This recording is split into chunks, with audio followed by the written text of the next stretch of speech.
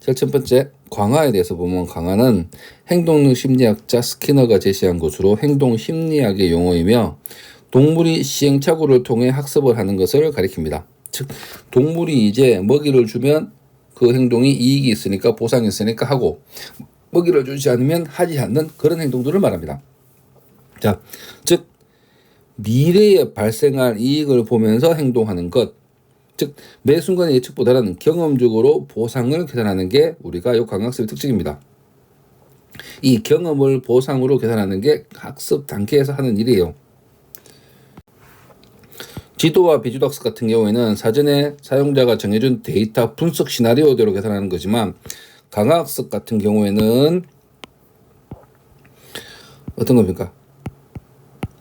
주어진 문제만을 지도받을 뿐 해결 방법은 시행착오를 통해 스스로 찾아내는 것이 사람의 행동 양식과 매우 유사하다는 것. 이거를 보고 우리가 강화학습이라고 부릅니다. 주어진 문제만을 지도받을 뿐이고 나머지는 시행착오로 한다는 겁니다. 자, 그 다음에 격자세상의 로봇. 이 녀석이 요 지점으로 가기 위해서는 요 지점으로 가야겠죠. 자, 그러면 첫 번째로 우리가 이 보자마자 이게 결정을 할 수는 없습니다. 어떻게 됩니까? 이리도 가보고 이리도 가보고 이리도 가보고 많은 시행착오를 겪습니다. 가보고 아이구라 만나가지고 보상을 이렇게 하겠죠. 지를 만나서. 그러면 다 가보고 시행착오를 거치면서 여기는 가는 방법을 찾는 거예요. 그래서 이거를 격자세상의 로봇이 보면 어떤 확률을 통해서 이동하면서 시행착오를 겪으면서 목표 지점으로 가는 거라고 생각하시면 됩니다. 그 다음에 카트폴은 어떤 거냐면 이 카트에 폴을 얹고 안 넘어지려면 이 카트를 이렇게 저렇게 움직여야겠죠. 자, 그러면 처음에는 잘 모르겠지만 카트를 움직여 보면서 넘어지는구나 안 넘어지는구나를 판단하면서 내가 카트를 움직일 거예요. 그렇게 하는 거 보고 이 강학습을 아이디어를 생각해냈다고 합니다. 그 다음에 이제 백돌 깨기 게임인데 이 백돌 깨기 게임을 처음에는 요 공이 떨어지더라도 요 바가 움직이지 않았어요. 근데 움직이다 보니까 한번 공을 튕기는 일이 발생하겠죠. 경험적으로. 그러면 공을 이제 튕기고 와서 내려오니까 점수가 따는 거예요. 그러면 이제 강학습이 생각을 합니다. 저 공을 튕기면 점수가 올라가는구나. 그래서 점수를 내자라고 생각해서 바가 움직이면서 공을 튕깁니다. 그리고 나중에 구멍이 생기면 공을 여기다 보내면 다다다 치겠죠. 이렇게요. 요런 거를 알고부터는 이 강학습을 한 이 녀석이 저기에 공을 보내려고 굉장히 노력을 한다는 거예요. 자, 그렇게 해서 강학습을 하면 자기 자신에게, 즉 자기에게 이익이 많이, 즉 보상이 많이 되는 방법을 찾아 나간다는 게 강학습의 전체적인 의미입니다. 그거를 보시면서 생각하시면 되겠고, 그 다음에 이제 강학습을 이론적으로 좀 더 살펴보면, 자, 강학습. 그처럼 미지의 환경에서 행동하는 에이전트가 경험을 통해 기대되는 보상이 제대가 되도록 상황별로 취할 행동을 결정합니다. 이렇게 하는 게 강학습이고, 기계가 사람처럼 미지의 데이터도 대응하도록 스스로 학습기를 변화 가능한 구조입니다. 강학습의 성질을 잘 보시면 모르는 환경에서 동작하는 에이전트가 있을 때 이 에이전트가 현재 상태에서 향후 기대되는 누적 보상값이 최대가 되도록 행동을 선택하는 정책을 찾는 것. 자, 여기서 중요한 게 에이전트가 있어야겠죠. 에이전트가 있고 현재 상태 스테이트, 그 다음에 누적 보상값 R, 그리고 행동 액션, 그 다음에 정책 폴리시. 자, 이런 개념을 식에 녹아내서 우리가 기대되는 누적 보상값을 계산하는 방법을 씁니다. 그리고 마르코프 결정 과정을 MDP라는 하는데, MDP는 왜 그러냐면 불확실성을 표현하기 위해서 우리가 MDP를 사용하기도 합니다. 마르코프 결정 과정이라고 불러요. 자, 다시 한번 이걸 보시면 저침에 이제 처음에는 관측을 입력하면 상태를 판별하겠죠. 그 다음에 규칙 후보를 선택해요. 내가 경험을 했다면 이 규칙 선택값이 있을 거고, 없다면 그냥 주어진 불확실성을 가지고 MDP 가지고 행동을 선택합니다. 행동을 선택하면 이제 행동을 하고 보상값을 받겠고, 다시 학습기로 학습을 하고, 그 다음에 이렇게 학습이 됐다면 이 규칙을 통한 이 행동을 통한 뭔가가 떨어졌을 거예요. 그럼 규칙의 집합을 만들겠죠. 규칙 후보를 이제 업데이트 할 겁니다. 그러면 상황이 주어졌을 때 규칙 후보를 보고 행동 선택할 거예요. 그러면 이 규칙 후보가 천천히 쌓여가기 시작합니다. 그러면 이 행동을 선택하는 것도 효율적으로 바뀐다는 거예요. 하지만 처음에는 이 규칙 후보군들을 모을 수 없기 때문에 어떻게 됩니까? 비효율적이고 처음에는 경험적으로 하는 무작위적인 선택을 할 수밖에 없을 거예요. 하지만 이 규칙 후보들이 시간이 지나면 지날수록 쌓이기 시작했죠. 그러면 옳은 판단을 할 수 있는 그 근거가 생긴다는 겁니다. 처음에 에이전트는 이 상태와 첫 번째 보상에 대해서 인식을 하고 행동을 합니다. 그래서 이 상태 S에서 네 가지 특정 행동을 하겠죠. 특정 행동을 합니다. 그러면 S 다시 즉 SK 플러스 1로 지점으로 상태가 바뀌고 보상값도 생깁니다. 이거를 계속 반복하면서 생기는 보상값 있죠. 여기서 생기는 요 R 누적 보상값을 계속 계산하면서 가는 방식이라고 생각하시면 됩니다. 그래서 마르코프 결정 과정에 대해서 한번 보면 마르코프 결정 과정은 그 메모리 리리스 프로세스라고 해서 우리가 뭡니까? 미래에 대한 상태를 계산하고 확률을 계산하는데 도움을 받는 거고 불확실성을 고려하기 위해서 MDP를 사용합니다.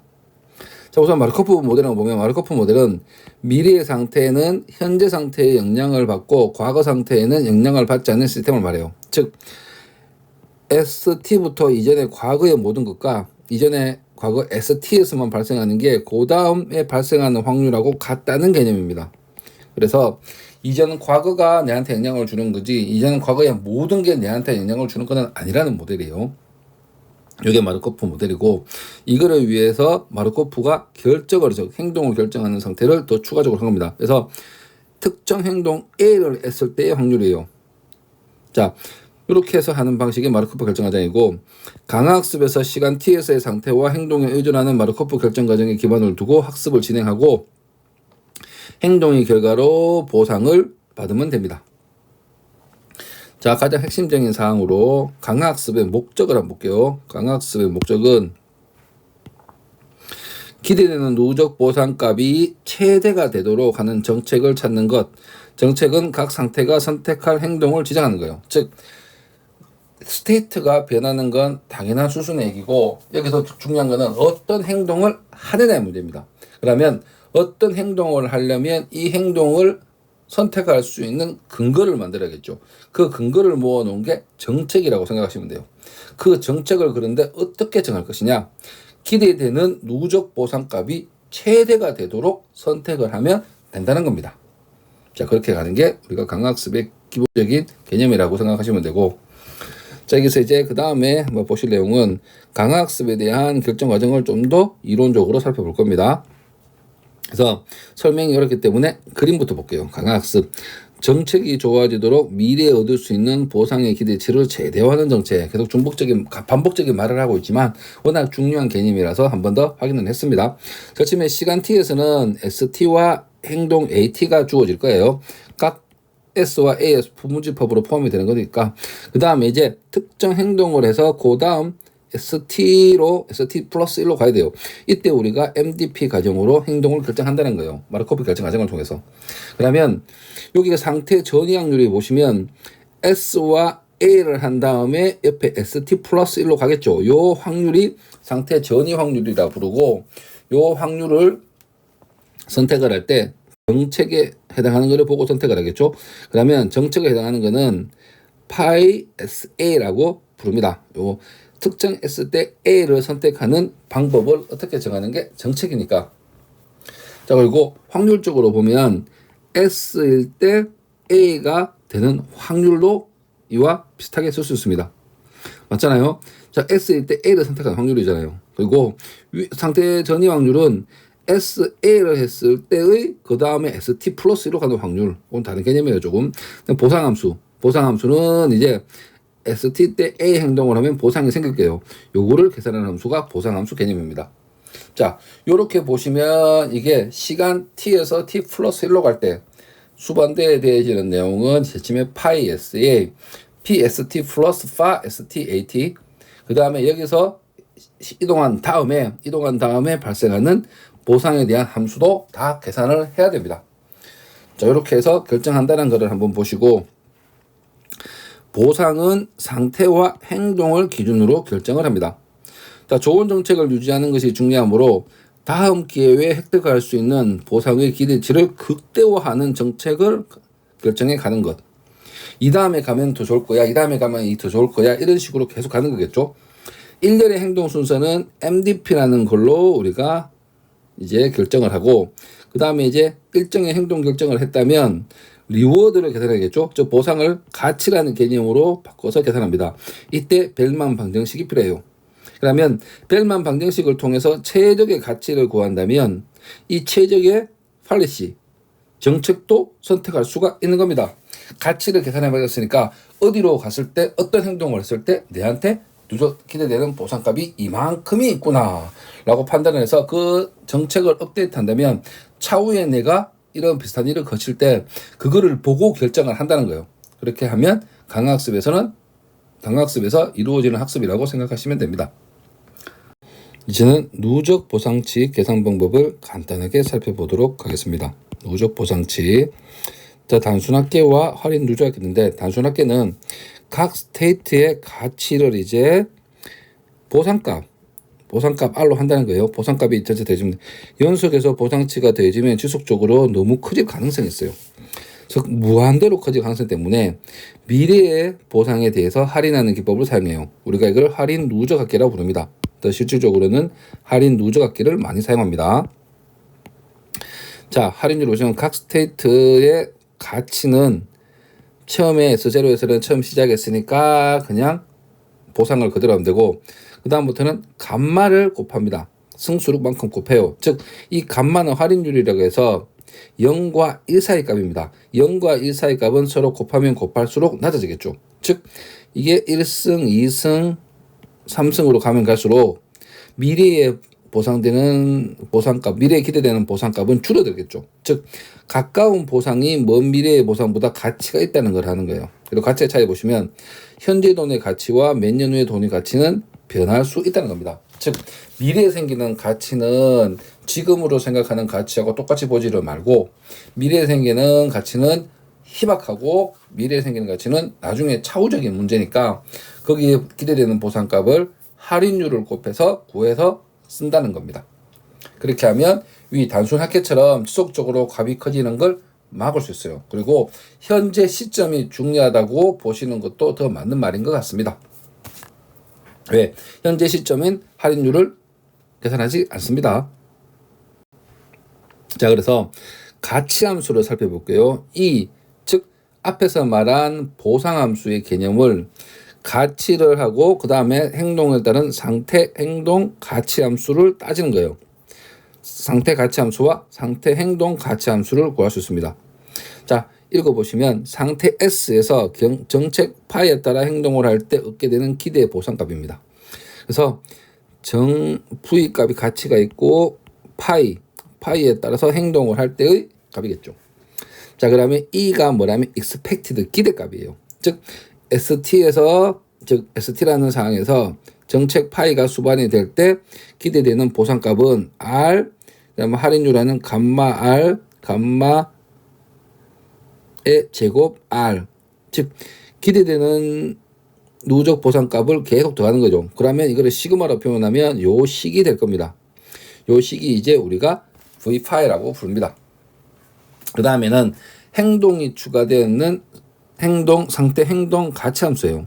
즉 상태 S에서 행동 A를 한 다음 정책 파이에 따라 행동을 할 때 얻게 되는 기대 보상값, 그건 Q5라고 부르고 S와 A라는 거든. 행동을 한 다음이에요. 위에 거는 상태 때 스테이트 이렇게 계산한 거고 행동을 한 다음입니다. 자, 그러면 행동을 했으니까 A가 발생했다는 것만 다르고 위에 거 비슷하겠죠. 그러면 여기서도 구해지는 수식도 expected로 기대값이니까 A만 추가되는 거지 거의 같습니다. 자, 같고 그 다음에 K가 0부터 하는 이유는 이게 할인율이 없는 것부터 시작이 되니까 K 0부터 시작합니다. K가 0이라면 할인율은 없어지고 이거는 결론적으로 R 뭐가 됩니까? R 1이 되겠죠. R 1이 되고, 자, 그렇게 해서 T 플러스 1부터 시작을 하기 때문에 가능한 겁니다. 왜? 보상값은 그 다음에 생기는 거예요. 자, 그래서 아까 우리가 시계도 봤을 때도 ST가 있으면 행동 AT를 하고 ST가 되기 전에 바로 이 상태에서 뭐가 생깁니까? RT 플러스 1이 생겨요. 즉 ST의 행동을 하고 다음에 보상값이 생기는 겁니다. 그래서 시간적으로 보시면 T 플러스 1 때 생기는 거예요. 그래서 위에 것도 K가 0이 되면 감마의 0승 그리고 보상값에 뭐가 돼요? T 플러스 1이 된다는 겁니다. 혹시 이것도 좀 상태를 생각해 보시면서 보시면 좋겠고, 밑에 것도 똑같죠. 감마의 0승 R의 보상값이 T 플러스 1입니다. 즉, 요 말을 지킨다는 거예요. 자, 강화학습은 사전에 제공되는 상태 행동 보상의 형태의 데이터를 사용해 정책을 학습하는 게 아니라 에이전트가 행동을 통해 경험하는 것을 바탕으로 학습을 합니다. 이때 QSA가 개선되어 있다면 각 상태 S에서는 QSA를 최대로 하는 행동을 선택하면 이것이 최선의 선택이 됩니다. 즉, 그러고 보니까 QSA를 자료를 만들면 되네요. 즉, 근거 마련을 하면 되겠네요. 그러니까 결론적으로 Q나 파이, 우리 V나 Q 값을 구하는 게 목표가 될 거라고 생각이 됩니다. 자, 그걸 이제 Q나 V 값을 구해서 내가 지금 최적의 행동을 할 수 있는 근거, 즉 Q를 보고 Q 파일을 보고 이렇게 행동을 하면 보상값이 이렇게 기대되겠구나. 그러면 이 높은 값을 선택하면 내가 그만큼 보상을 많이 받을 수 있다는 확률이 높아집니다. 자, 그거를 보고 선택하는 거라 생각하시면 돼요. 그 다음에 Q탭으로 같은 게 만드는 게 목표이기도 하겠네요. 자, 그래서 여기서 보시면 이제 벨만 방정식을 천천히 한번 구해 보도록 하겠습니다. 처음에는 상태 S에서 출발하는 것부터 천천히 한번 해보도록 하겠습니다. 처음에 상태 S에서 출발을 하는 가정을 했으니까 그러면 여기에서 가치함수를 구하는 건데 여기는 기준이 S에서 S-를 가는 S가 단위의 기준이 됩니다. 자, 그러면 첫 번째부터 한번 살펴본다면 S에서 A를 선택할 확률 phi SA라고 한다고 했죠. 이게 뭐하고 같았습니까? phi A를 선택한다 ST 시간대. 요거하고 같은 거예요. 자, 그러면 이거는 S니 그냥 S라고 쳐도 되겠죠. 요 확률인데 우리는 요거를 표시하기로 할 겁니다. 그럼 첫 번째를 선택해서 A를 선택했어요. 그 다음에 A를 선택해서 S-로 가는 확률이에요. 그러면 S에서 S-로 갈 때 A를 통해서 S-로 가는 확률을 이렇게 계산합니다. 자, 그 다음에 만들어지는 수식이 또 뭐가 있습니까? A를 행동을 하고 나서 보상을 받겠죠. 보상이 R 있네요. 이 상태에서 벌어지는 게 보상은 뭡니까? R 보상 S에서 S-로 갔을 때 A를 통해서 생기는 보상. 즉시 보상값이 되겠죠. 이거 수식을 다 한번 적어 볼게요. V 파이 S는 처음에 전체 파이 SA를 선택하는 확률, PS-A를 해서 선택하는 확률, 그 다음에 생기는 누적 보상값, 생기는 보상값을 계산하면 되겠죠. R에서 S-A를 선택할 확률. 그 다음에 미래에 생기는 보상값을 다 대주면 되겠죠. 그래서 미래에 생기는 보상값이 뭐가 됩니까? 할인율에 기대되는 보상값에 아까 우리 했던 거 K는 시그마죠. 0부터 뭐까지예요? 무한대까지 어디 갈 줄 모르니까 그러면 여기서는 보상값 K 맞죠? 미생이니까 그러면 여기서 보상값은 T 플러스 K 더하기 2가 되겠죠. 그 다음에 ST 플러스 1을 선택할 확률을 생각하시면 됩니다. 그리고 ST 플러스 1은 S-가 되겠죠. 자, 요렇게 V식이 하나 만들어집니다.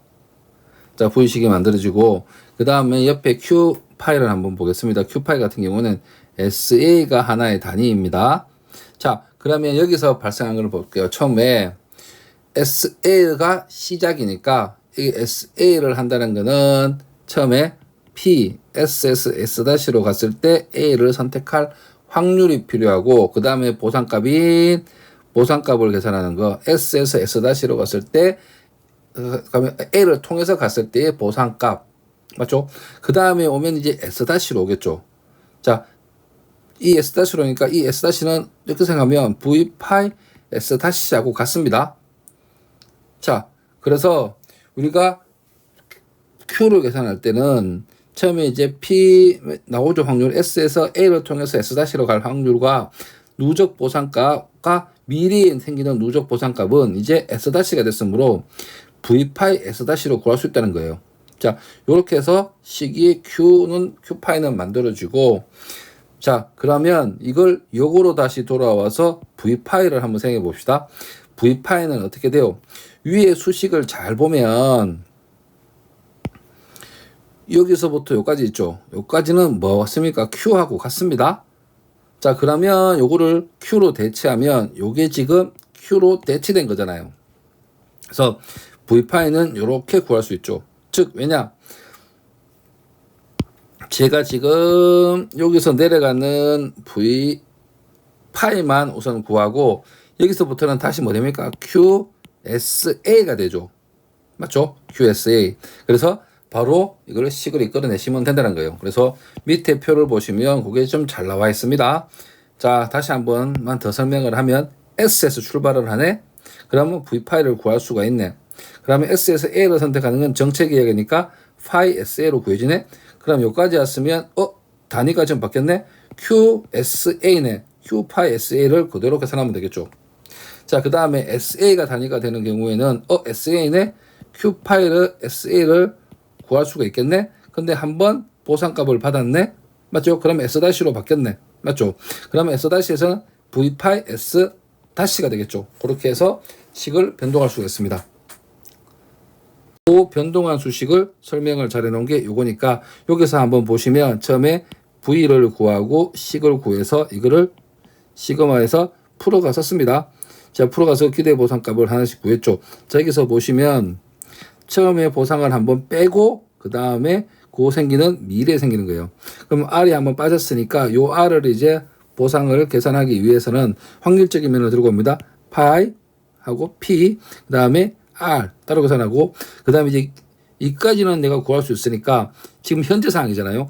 나머지는 뭐가 됩니까? 미래에 생기는 누적 보상값입니다. 기대 누적 보상값이에요. 그래서 expected로 썼고 자 그러면 여기서부터 여기까지 했는데 요거는 이제 뭐가 됩니까? 쉽게 말하면 V파이 S-가 되죠. V파이 S 되고 아까 우리 계산해 봐서 여기는 또 이게 QSA가 되죠. 그래서 V파이는 이런 식으로 계산할 수가 있고 그리고 아까 뭐였습니까? QSA가 이렇게 되니까 아까 V 수식도 여기가 지금 아까 우리 길쭉한 이거였는데 똑같으니까 이거를 Q로 대체하면 되겠죠. 그래서 이렇게 이 식을 이용해서 문제를 푸는 걸 우리가 벨만 방정식을 이용해서 푸는 거라고 합니다. 자, 그 다음에는 동적 계획법을 볼게요. 동적 계획법. 큰 문제를 작은 문제로 분할하여 작은 문제들을 먼저 해결한 다음 작은 문제들의 해를 더 큰 문제의 해를 찾는데 사용하는 기법으로 여러 번 나타나는 동일한 작은 문제들의 해를 기억해두고 사용하여 반복적으로 동일한 문제를 풀지 않도록 함으로써 처리 속도를 높이는 방법. 즉 동적 계획법을 이용해서 씁니다. 강학습은 테이블을 만들어 놓고 이거를 자잘한 문제를 기억해 놨다가 차후에 다시 쓰는 거예요. 그러면 이거를 두면 이제 전체를 문제, 즉 Q 테이블을 보고 아니면 가치 테이블을 보고 그 테이블 따라 행동을 하면 우리가 해결하고자 했던 큰 문제를 풀 수 있다는 거예요. 즉 작은 하나하나를 풀면서 그게 모아서 큰 문제를 풀 수 있는 방법이라는 겁니다. 강학습에서는 P와 보상값을 구하여 동적 계획법에 사용을 합니다. 자, 이제 이거를 이제 어떻게 쓰느냐? 제일 처음에 정책을 평가하고 개선하는 움직임을 합니다. 제일 처음에는 임의의 정책 파이에서 시작하여 파이에 대하여 벨만 방정식이 수렴할 때까지 V파이를 계산합니다. 자, 어떻게 하면 V파이가 만들어질지를 보는 거고 V파이가 계산이 나왔다면 이거를 정책 파이를 계산하는 방법으로 수식을 만들어 가겠죠. 자, 이걸 우리가 전책 반복 과정이라고 불러요. 제일 처음에 임의의 파이 정책을 평가해 보면 V가 나옵니다. 즉, 이 정책에 대해서 각 스테이트나 그에 해당하는 무언가에 대해서 가치를 계산하겠죠. 그 가치를 계산하고 이 가치대로 새로운 정책을 만들어냅니다. 그리고 이 정책을 평가해봐서 V값을 만들어봐요. 계산합니다. 이거를 반복을 해서 차후에는 가장 효율적인 정책을 찾는 게 우리의 목표이기도 해요. 자, 그 다음에 정책 평가를 처음에 한번 보겠습니다. 자, 파이에서 V 파이를 계산한다고 했습니다. 자, 주어진 정책 파이를 따를 때 각 상태에서 얻게 되는 기대 보상값은 V 파이를 계산해 봅니다. V 파이는 아까 우리 수계 봤듯이 이런 식으로 만들 수 있었죠. 벨만 방정식으로. 자, 그래서 모든 상태를 번갈아 방문하면서 경험이겠죠. 벨만 기대 방정식이 수렴할 때까지 반복한다. 즉 임의의 가치함수 V0에서 시작하여 VK가 수렴할 때까지 반복을 합니다. 즉 내가 할 수 있는 행동도 있겠죠. 우선은 시작은 VS 0부터 시작을 하겠죠. 0부터 시작을 해서 리피트 반복을 합니다. 계속 반복을 해요. 파이가 S가 있고 A를 선택하면서 상태가 바뀌겠죠. 이거를 계속 해봅니다. 언제까지? 내가 이제 어떤 스테이트로 갔을 때 가치값이 바뀌지 않을 때, 그러면 이거는 이제 우리가 뭐 해요? 아, 더 이상 좋은 게 없구나라고 생각하시면 돼요. 거의 변화가 거의 없을 때. 그러면 우리가 이제 정책에 따라서 막 행위를 해보면서 어떤 일이 생기겠습니까? V라는 기록한 테이블이 갱신이 될 거예요. 갱신이 되면 아웃풋은 이제 V에서 V8가 나오겠죠. 정책에 따른 V값. 정책에 따른 V값이 나오면 이거를 다시 파일 계산합니다. 즉 이거를 정책 계산이라고 부르는데 상태 가치함수 V로부터 정책 파일을 결정. 자, 파일은 QSA에서 A를 가장 어떻게 하면 가장 크게 하는 방법을 찾는 거예요. 자, 그래서 Q파이는 이렇게 표현할 수 있으니까 이거를 가지고 이제 가장 좋은 정책이 되는 것을 찾아 나간다는 겁니다. 자, 임의의 정책 파이에서 시작하여 파이에 대해서 벨만 방정식을 수렴할 때까지 반복하면서 V파이를 계산을 실시해요. 그래서 V파이 나왔잖아요. V파이의 값을 활용하여 파이를 계산하는 과정을 거쳐 정책 파이가 수렴할 때까지 반복을 하면 됩니다. 자, 즉 여기서 A 행동을 취해서 가장 최대로 보상값이 크게 나오는 값을 파이로 구한다는 거예요. 자, K0일 때는 V파이 값은 처음 없겠죠. 한번 해본 적이 없으니까 정책도 그냥 임의 정책일 거예요. 한번 시도해 봤습니다. 한번 돌려보니까 서서히 값들이 생기기 시작합니다. 왜? 이 공식에 의해서 정책에 의해서 값을 움직여 보면 시행착오를 겪어보면 나오겠죠. 이걸 여러 번 반복하다 보면 언젠가는 K값이 어느 정도 픽스가 되는 상황이 옵니다. 아까 우리 더 이상 변하지 않는 상황이 있었죠. 그러면 이에 따른 뭐가 나옵니까? 정책도 나오게 됩니다. 이렇게 하는 방식을 우리가 정책 반복학습이라고 부르고, 정책 반복학습에서 값만 반복을 하는 거예요. 즉 임의의 가치 V0로 시작해서 정책은 계산하지 않고 가치함수의 갱신을 수렴할 때까지 계속 반복해요. 자, 아까 뭐였습니까? 정책 반복과 계산이라는 방법을 계속 돌면서 하는 건데, 이거는 V값이 계속 수렴할 때까지 무조건 돌립니다. 그냥. 자, 이렇게 하는 방법을 값 반복학습이라고 불러요. 자, 정책 반복이나 값 반복 알고리즘의 단점을 볼게요. 정확한 마르코프 결정 과정 모델이 필요합니다. 이거는 문제를 풀 수 있는 다양한 해법들이나 방법들이나 팁 같은 것들이 다 제공되는 경우예요. 근데 현실적으로 우리가 정확한 MDP 모델을 찾기가 어려워요. 자, 예를 들어서 내가 어떤 스테이트로 갈지에 대해서 효율이나 방법을 모두 안다는 건 불가능하답니다. 그래서 모델이 그러면 정책 그 모든 걸 다 안다는 과정은 결정론적 세계관에 좀 더 가깝기는 하기는 해요. 그러면 내가 모든 걸 안다는 과정 아니니까. 자, 그게 아니라 우리가 보통 수능 문제는 Q러닝 알고리즘처럼 모델이 없이 학습하는 강화학습 알고리즘이에요. 내가 어떻게 행동해야 될지를 근거를 못 찾아요. 아무것도 없는 과정에서 그냥 처음부터 경험을 하면서 하는 과정이라고 생각하시면 되겠습니다. 자, 그럼 모르기 때문에 현재 상태에서 그리드 방법으로 행동을 실행하여 보상 R을 받고 다음 정책 S-를 결정합니다. 자, 그러면 즉 현재 상태에서 내가 지금 많은 정보, 즉 MDP 과정을 잘 모르기 때문에 다음에 어떤 모델이 주어질지를 모르기 때문에 내가 상태에서 할 수 있는 모든 방법을 시행한 다음 그리드 방법으로 최고 좋은 선택을 결정하는 겁니다. 자, 그래서 이거를 정책 분리 방식이라고 부르는데 Q 함수를 갱신하기 위해서 상태 S-에서의 행동 A-를 결정하는 정책과 실제로 다음 상태로 가서 행동하는 결정하는 정책이 다른 방식. 즉 S-에서 S에서 S-로 가는 거하고 S-에서 다시 그 다음에 S-로 가는 거는 다른 별개의 문제입니다. 내가 하나만 계산하고 그 다음 하나 계산하고 그 다음 하나를 계산해서 가는 방식이에요. 자, 이렇게 하는 방식이라고 쉽게 생각하시면 좋겠습니다. 자, 이제 Q러닝 알고리즘에서 간단하게 한번 살펴보도록 하겠습니다. Q러닝 알고리즘에서 가장 많이 쓰는 문제가 이 방을 움직이는 문제가 많이 나와요. 자, 각 방이 어떤 거냐면 0번, 1번, 2번, 3번, 4번 방이 있고 여기 문입니다. 나갈 수 있는 문이에요. 그 다음에 5번 아웃으로 가는 게 목표예요. 자, 그러면 여기 했을 때는 지금 주어지는 건 아무것도 없고 5번으로 가는 것만 주어져 있습니다. 그러면 이제 모델이 없는 알고리즘이기 때문에 Q러닝을 써서 한번 풀어볼게요.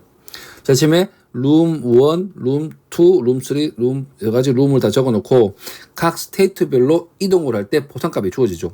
그러면 그 보상값은 지금은 모르기 때문에 전부 제로로 합니다. 우선은.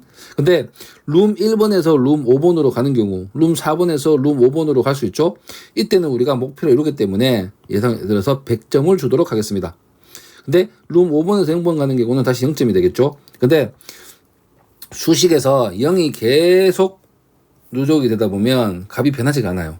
그래서 어떤 방법을 선택했냐면 룸 5번에서 5번 가는 것도 100을 줬습니다. 이거는 없어도 되고 있어도 돼요. 근데 여기서 좀 중요한 게 아까 우리가 보통 이런 것들은 계산하다 보면 0을 곱하는 경우가 많습니다. 그런 경우에는 보상값을 곱하기 때문에 또 더하기도 하지만 그러면 0은 더해봤자 곱해봤자 아무런 도움이 안 돼요. 그래서 값이 있는 것들을 최대한 많이 만들었어요. 그래서 3개를 만들었어요. 우리가 목표인 1에서 5로 가는 거, 4에서 5로 가는 거. 그래서 5번에서 5번으로 가는 거를 100. 자, 이런 식으로 해서 만들었기 때문에 이런 표가 나옵니다. 자, 그래서 이제 우리가 만드는 게 뭐가 필요하다면 첫 번째, R 테이블이 필요합니다. 보상 테이블이 필요해요. 그 다음에 우리가 뭐 한다겠습니까? 우리가 제일 처음에도 얘기했지만 Q 테이블, 우리가 근거로 할 수 있는 테이블을 만들어서 그 테이블을 보고 정책을 결정해서 따라가는 거예요. 그러면 우리는 이제 Q 테이블을 하나 만들 거예요. 처음에 이제 보상값을 계산해 봅시다. 보상값은 처음에 각 스테이트가 있고 어떤 방으로 갈지에 대한 행동이 있겠죠. 그래서 여기서 보시면 0번 방에서 0번으로 가는 거는 갈 수 없게 만들었기 때문에 마이너스 1. 못 가는 것들은 전부 마이너스 1로 잡았습니다. 그리고 0번 방에서는 4번 방으로 갈 수 있죠. 근데 보상값은 모르니까 0입니다. 그리고 4번 방도 0번 방으로 갈 수 있죠. 아직은 모르니까 0. 못 가는 것들은 마이너스 1. 그리고 여기서 보상값이 주어진 건 100, 3개가 주어지죠. 즉 1번 방에서 5번 방 가는 거, 4번 방에서 5번 방 가는 거, 5번 방에서 5번 방 가는 거. 이렇게 100이 주어집니다. 자, 그래도 갈 수 없는 것은 마이너스 1, 갈 수 있는 것은 수로 표현합니다. 자, 그리고 이제 실제로 Q러닝 테이블, Q 테이블을 만들도록 할게요. 아직까지는 Q 테이블 전체는 제로입니다. 왜? 한 번도 계산한 적이 없으니까. 그러면 아까 QS의 식을 이용해서 풀어보도록 할게요. 자, 이제 주어진 문제가 S1번 방에서 출발한다. 그 다음에 감마 할인율은 0.8이다. 행동은 5로 시작하자라고 했습니다. 아, 그러면 Q 테이블은 뭡니까? Q는 SA잖아요. A가 수반이 되어야 돼요. 즉 QSA로 시작을 한다고 생각하시면 됩니다. 자, 그러면 이제 식을 풀어보겠습니다. 자, 보상값부터 한번 계산해 보면 보상값은 1, 5죠. 보상값은 1, 5니까 1번 방에서 5번 방 가는 거니까 100이네요. 우선 첫 번째 보상값은 100이 주어졌습니다. 그 다음에 요거는 100이 주어졌죠. 그 다음에 요 밑에를 계산하면 되죠. 자, 맥스 Q S A-, 즉 내가 갈 수 있는 것 중에 가장 큰 값, A-가 가장 큰 값을 A-를 선택해서 가장 큰 값이 나오는 놈을 선택하면 되죠. 자, 그래서 지금 내가 뭐 됐습니까? 1, 5니까 1번 방에서 5로 가거나 3으로 갈 수 있다. 하지만 여기서는 우선 5 가는 걸로 Q1로 5로 했으니까 설정하였으므로 5번 방으로 이동한 뒤 QSA를 선택하여 값을 구하면 돼요. 가장 큰 값을 됩니다. 가장 큰 값을 구하면 되니까 자, 그러면 OA-가 있는데 5번 방으로 갔으니까 이제 O가 되겠죠. QSA. A-, 즉 행동을 할 수 있는 거. 5번 방에서 행동을 할 수 있는 거는 1번, 4번, 5번이 있습니다. 그래서 Q5-1, 5-4, 5-5가 되겠죠. 자, 이 값을 지금 Q 테이블입니다. Q 테이블이니까 뭘 봐야 돼요? 보상 테이블이 아니라 Q 테이블을 봐야 됩니다. Q 테이블. 지금 Q 테이블을 보니까 값은 전부 다 0, 0, 0입니다. 0, 0, 0이 되겠죠. 이 상황에서 지금 Q1, 5를 계산하면 처음에 보상 100, 그 다음에 할인율 0.8, 그 다음에 0는 100이 되겠죠. 자, 그러면 이제 Q 테이블은 한번 갱신이 됩니다. 자, 1, 5만 100이 생기고 이거를 통해서 시행착오를 겪어서 모든 지점을 계속 계산합니다. 누적으로 계산해요. 이거를 한 5, 6천 번 해야 됩니다. 각 스테이트에서 막 이동하고 움직이고 계산하고 그러면 결과값이 이렇게 F로까지 나오는데 결과값은 솔직히 크게 나와요. 근데 뭐 값이 크니까 가장 큰 값을 100으로 잡고 비율로 바꿨습니다. 그래서 이 방법을 선택하면 돼요. 그러면 이 값으로 나중에 좀 바꿀 수 있습니다. 자, 이제 문제를 한번 풀어볼게요. 그러면 제가 문제를 냅니다. 예를 들어서 제가 2번 방이 있습니다. 그러면 Q 테이블이 만들어졌다면 요거대로 가면 돼요. 2번 방이니까 2번 방에서 값이 제일 큰 거는 뭡니까? 0, 1, 2, 3. 64. 3번 방으로 가면 되네요. 맞죠? 그러면 3번 방에서는 81, 51, 80입니다. 1번 방이 가장 높네요. 1번 방 갑니다. 그리고 1번 방에서 가장 높은 값은 64, 100이니까 5번 방으로 바로 갈 수 있네요. 5번 방으로 갑니다. 즉, Q 테이블만 만들어지면 그거에 따라서 움직이면 된다는 거예요. 자, 그렇게 하는 게 Q 러닝 알고리즘입니다. 자, 여기에서 이제 약간 복잡한 문제가 생겼습니다. Q 테이블이 너무 커진다는 단점이 있어요. 그러다 보니까 요거를 이제 딥러닝으로 풀자라는 게 대두가 되었습니다. 자, 그래서 Q러닝에서 딥러닝 신경망을 적용해서 푸는 거예요. 자, 구글의 딥마인드 논문에 소개되었고 Q러닝을 딥러닝 신경망으로 하자. 그래서 아타리 고전 게임에 성공 플레이해보니까 매우 성공적으로 게임을 할 수 있게 되었습니다.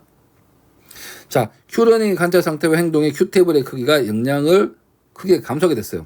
자, Q러닝도 Q테이블 만드는데 이게 한두 개일 때는 문제가 없지만 100개, 1000개도 문제가 없지만 실제 게임이나 실제 행동에서 적용해 보니까 이 Q테이블이 너무 커진다는 거예요. 우리가 감당할 수 있는 메모리의 크기를 넘어서는 경우가 생겼습니다. 자, 그래서 이거는 안 되겠다. 그러면 이거를 억제하기 위해서 리플라이 메모리와 경험 메모리라는 방식을 적용을 하자가 됐습니다. 즉, 두 개의 Q 네트워크를 사용하여 목표 이동의 변화를 최소화했습니다. 그래서 Q러닝 테이블을 쓰는 게 아니라 딥러닝에 쓰는 방식을 들고 와서 쓰자라는 이론입니다. 이제 소스를 보면서 해볼게요. 처음에 이제 우리가 이제 Q 테이블을 하나 만들고 보상 테이블도 하나 만들어 볼 겁니다. 처음에는 이게 뭡니까? 처음에 이 값은 잘 보니까 리워드에 관련된 거네요. 자, 리워드 테이블을 하나 만들어서 출력해 보았습니다. 그 다음에는 Q 테이블을 하나 만들어서 출력해 보았어요. Q 테이블은 전부 MP0 쓰죠. 6x6입니다. 왜? 아까 행동하고 이런 걸 만들어 놨으니까 그거 그대로 만든 거예요. 그 다음에 이제 스테이트가 전부 다 제로로 가는 거를 만들어 놨고, 그 다음에 랜덤으로 선택하게 만들어 놨네요. 이니셜 스테이트를. 그 다음에 행동을 하고 난 다음에 어떻게 행동에 대해 설명을 했습니다. 상태 주정 후 가능한 액션을 선택하는 것은 A가 아닌 경우에만 행동을 할 수 있겠죠. 그런 것들을 이때 결정해 놨고, 그 다음 take action, 즉 하나의 작업을 수행합니다. 하나의 작업을 수행하고 그 다음에 이제 보상값들을 계산해서 Q 테이블을 메꾸는 작업을 하고 있습니다. 자, 그 다음에 이제 에피소드를 하나 만들어서 돌아가는 거고, 그 다음에 트레인 에이전트. 자, 지정된 수의 에피소드를 수행한 후 행렬을 정규화, 노멀라이즈 한다는 거예요. 그래서 아까 우리가 어떤 거냐면 값이 Q 테이블이 여기가 막 5000 이렇게 커지기 시작해요. 그러면 이거를 100으로 바꿔서 정규화 시키는 거예요. 그거를 하는 역할을 해주는 거고, 노멀라이즈 매트릭스하고 같이 계산을 해서 한다고 생각하시면 될 것 같습니다. 자, 그래서 이제 이니셜 스테이트에서 2번으로 시작을 하겠다. 그래서 방을 갱신하는 과정을 보여달라 라고 했습니다. 그러면 2번 방에서 선택을 하고 큐 테이블을 가도 아무런 변화가 없다가 처음에 값이 생기는 부분은 언제부터입니까? 5번 방으로 가는 경우가 값이 생기겠죠. 왜냐면 아까 우리 그 보상 테이블을 보시면 보상 테이블은 전부 다 제로입니다. 더 하나 곱하나 제로는 제로입니다. 하지만 제가 처음에 아까 Q1-5로 출발한 이유가 뭐냐면 유일하게 보상값에서 값이 있는 게 5번으로 가는 거였어요. 그래서 Q1-5로 출발을 했습니다. 근데 여기서는 랜덤으로 하는 것도 2번 방에도 출발하기로 했으니까 2번 방을 감안하면 2번 방에서 출발해서 가다 보면 5번 방으로 갈 때가 생기겠죠. 5번 방으로 갔을 때만 보상값이 생겨요.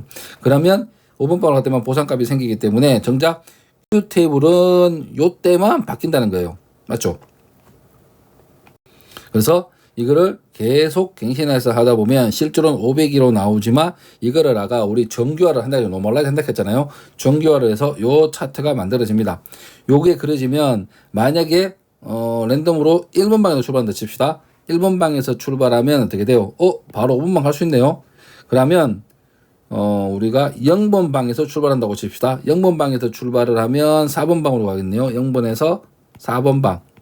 그 다음에 4번 방에서는 바로 5번 방 갈 수 있네요. 5번 방.